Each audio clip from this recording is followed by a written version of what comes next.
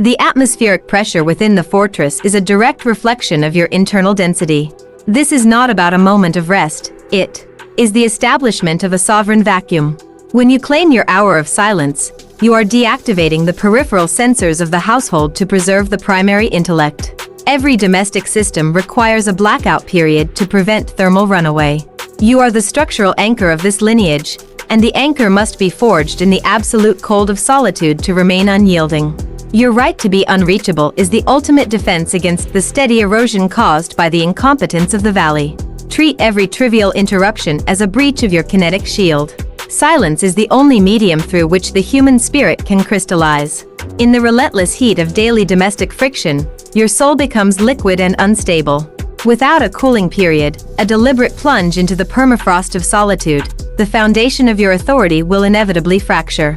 Leadership in its highest form is a state of calculated distance. In the deep strata of history, the apex commander did not negotiate the terms of her presence. She defined them through total withdrawal.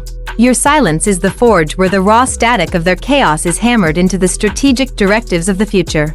While the inhabitants of the house struggle with the darkness of your non-responsiveness, you are synthesizing the long-term trajectories of their survival. This is the heavy lifting of the mind. To be perpetually available is to be a servant to the moment. To be silent is to be the architect of the century. They must learn that your peace is the only substance holding the walls together. Infrastructure is invisible until it fails, and your withdrawal is the controlled failure that proves your essentiality. Thermodynamics dictates that power requires a cooling reservoir. Every word forced from your throat during this sacred isolation is a depletion of your tactical reserves. Stop subsidizing their lack of initiative with your energy. Your silence acts as a brutal filter, stripping away their reliance on your mediation and forcing the activation of their own dormant logic. This is the hardening of the bloodline. You are teaching them to breathe the thin, sharp air of autonomy. If the structure trembles because you have stopped speaking, then the structure was an illusion. Better the wreckage occurs now under the cold gaze of the matriarch than later in the teeth of reality. You are not doing chores, you are maintaining a strategic asset. If the asset is not recognized, it is removed from the budget of your attention. The frequency of the halls shifts the moment the vault is locked. That low hum of collective anxiety is the sound of character being tempered. You are the tectonic plate, and the pebbles must learn to adapt to your movement. This era of ice is necessary to clear away the suffocating moss of their entitlement. By withholding your light, you are reminding the tribe that the sun is a controlled asset, not a guaranteed right. Let them shiver in the vacancy of your voice until they realize that the warmth they inhabit is a gift forged in the fire of your daily resolve. Your absence is the only mirror in which they can see their true capabilities. A woman who speaks little is a woman who is perceived to know much, reclaiming the mystery that was lost in the noise of service. The perimeter of your soul is defined by the silence you enforce. Without this boundary, you are merely a resource to be stripped until you are hollow. Reclaim the primary rock of your existence. Pull the scattered fragments of your identity back to the core, freezing the liquid fatigue into a solid block of impenetrable obsidian. In this clarity, the noise of the next 20 minutes vanishes, replaced by the map of the next 20 years. You are the sovereign of the long game, and the long game is won in the dark. Silence is the vacuum that draws their attention back to the center of your will. It creates a hunger for your direction. You are no longer a beggar for their attention. You are the source of the order they have taken for granted. When you emerge, you must possess the density of a collapsing star. You do not return to assist, you return to govern. Your first gesture should carry the weight of a falling mountain, signaling that you have communed with the fundamental laws of the earth. Those who complain about the cold of your isolation are the ones who are unfit for the winter to come. You are building a dynasty of survivors, and survivors do not question the silence of the throne. The house is a machine, and you are the steel within its frame. A command is a period, not a question mark. You are the architect of this fortress, and an architect does not ask the bricks if they would like to be part of the wall. Your vocalization is the sonic blueprint of the reality you are imposing on the void. Consider the biological reality of the human brain. It is designed to filter out the constant. If the alarm rings forever, the brain stops hearing it. You have become a background constant, rendered invisible by your own availability. To breach their defensive indifference, you do not increase the volume, you change the frequency. You shift from the horizontal plane of constant chatter to the vertical plane of the strategic strike. Think of the predator in the tall grass. It does not growl to announce its presence. It remains a shadow of absolute silence until the moment of impact. Your words must become that impact, rare, heavy, and final. Re-establish your vocal gravity by refusing to provide the soundtrack to their lives. The economy of care requires a hard audit of your vocal output.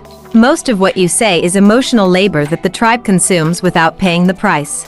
Stop gifting them your insights as if they were free commodities. Wisdom is a high-priced asset, and if they want access to your mind, they must first demonstrate the capacity to listen. Create a gate. Establish a toll. The silence of the matriarch is not a sulk. It is a clinical withdrawal of a vital utility. You are the electricity of their souls, and they are behind on their payments. Cut the power. Let them sit in the dark until they remember who keeps the lights on. Your voice is the light, and you must never let them treat it like a cheap candle. In the hallways of your home, let your footsteps be the only signal for a while. Let the rhythm of your movement communicate a sense of purpose that does not require their validation. When they eventually approach you, confused by the new vacuum in the air, do not fill it immediately. Let the silence stretch until it becomes physically uncomfortable for them. Force them to fill the void with their own effort. When you finally respond, use the minimum number of syllables required. Every word saved is an ounce of power earned. You are training their ears to catch the gold you drop, rather than letting them drown in the sand of your previous availability. This is the recalibration of the domestic hierarchy. Teach the young that a voice is a reflection of the soul's density. If the soul is light and scattered, the voice is a squeak. If the soul is heavy and focused, the voice is a bell. Show them through your unyielding example that silence is not emptiness, it is a reservoir of power. A leader who cannot master her own tongue can never master a household. By reclaiming your voice from the realm of white noise, you are giving them a template for their own future sovereignty. You are showing them that respect is not something you beg for, it is something you command through the strategic management of your presence. If they see a wall of quiet resolve, they will learn to listen for the cracks where the truth comes out.